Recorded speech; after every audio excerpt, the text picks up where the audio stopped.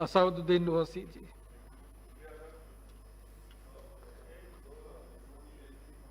Sir, मैं सदर जमहूरिया के इस खुतबे में जो मोशन मूव किया गया है इसकी हस्बे आदत और रिवायत अपनी इसकी मुखालिफत करने खड़ा हूं।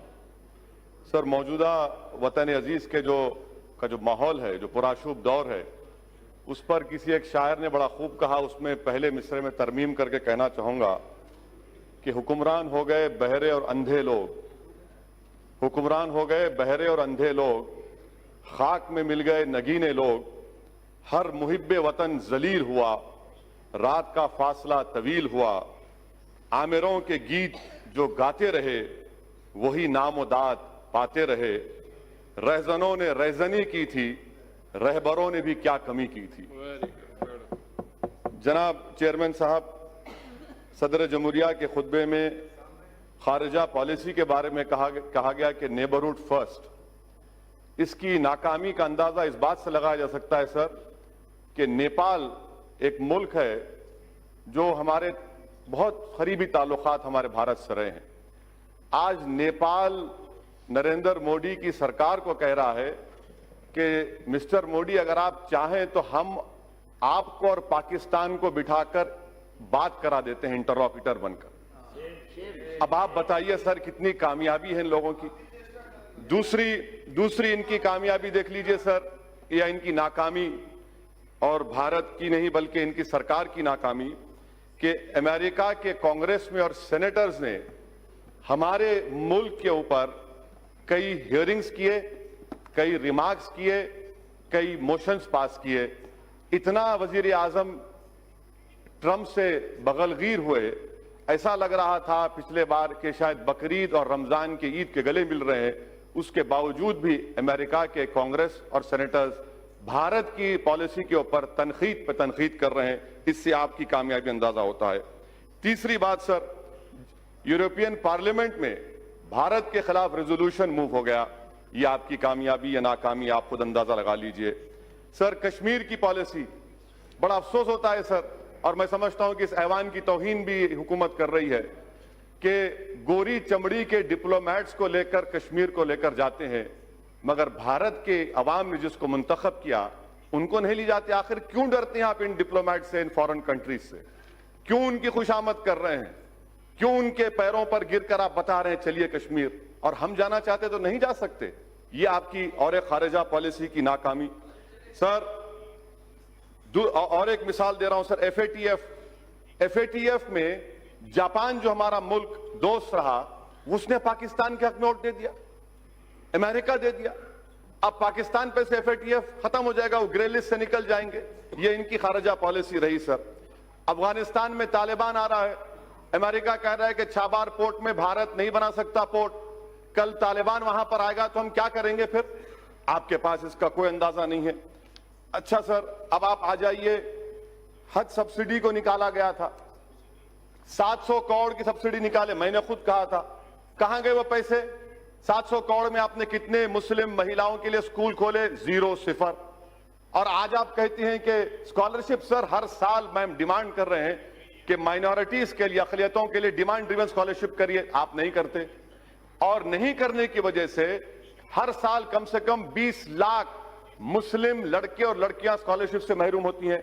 अच्छा सर, आप देख लीजिए, जो पैसे दिए गए थे 2018 और 19 में, उसमें से आपने 170 करोड़ रुपए खत्म दिए ही नहीं।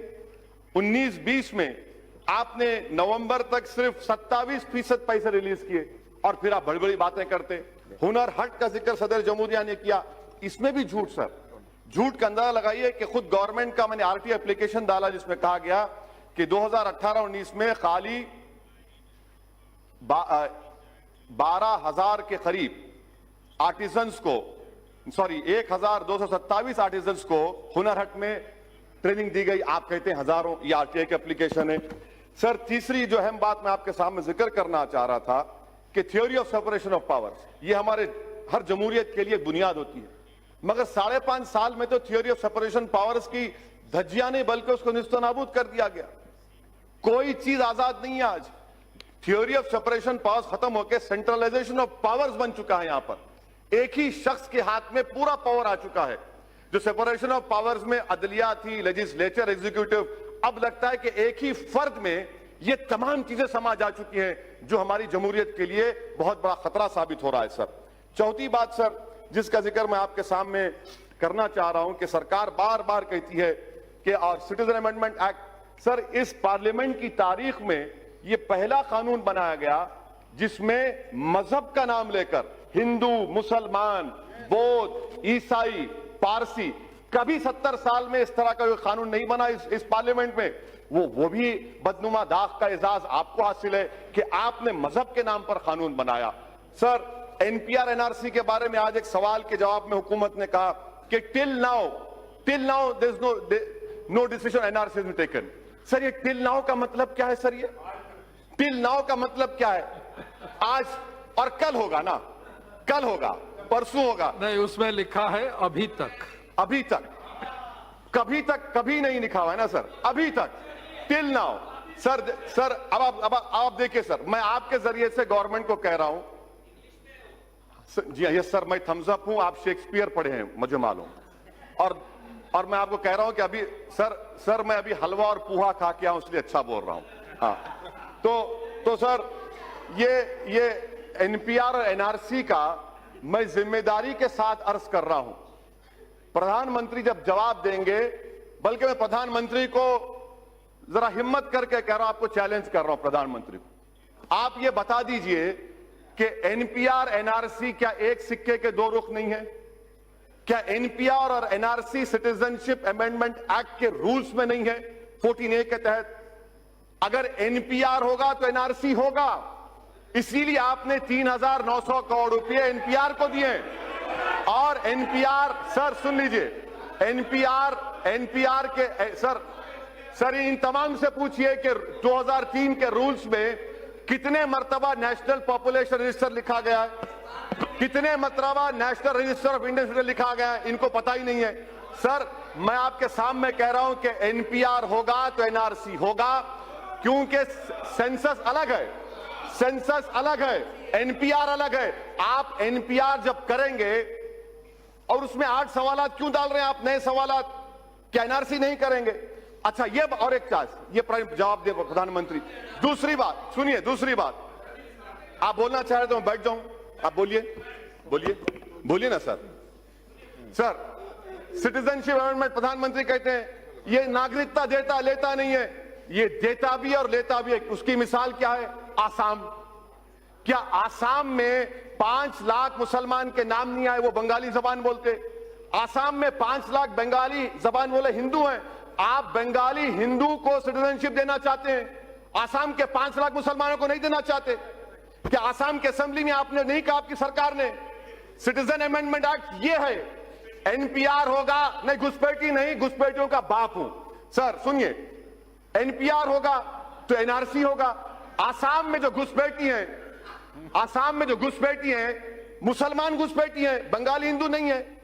सर मैं खत्म कर रहा हूं 2 मिनट में सर। ये तो एनपीआर एनआरसी में कोई फर्क नहीं है सर, एनपीआर एनआरसी एक ही है सर।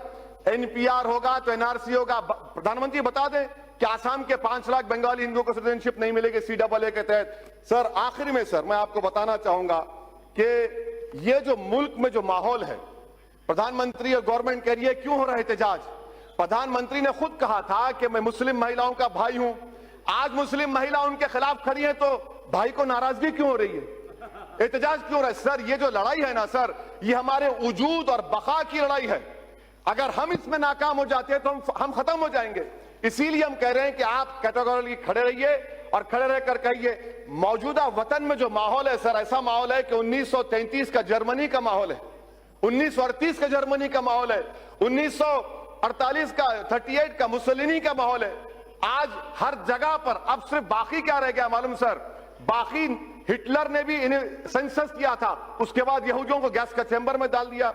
मुसोलिनी ने भी 1938 में सेंसस किया था, उसके बाद पूरी जायदाद रोमा और यहूदियों की छीन ली।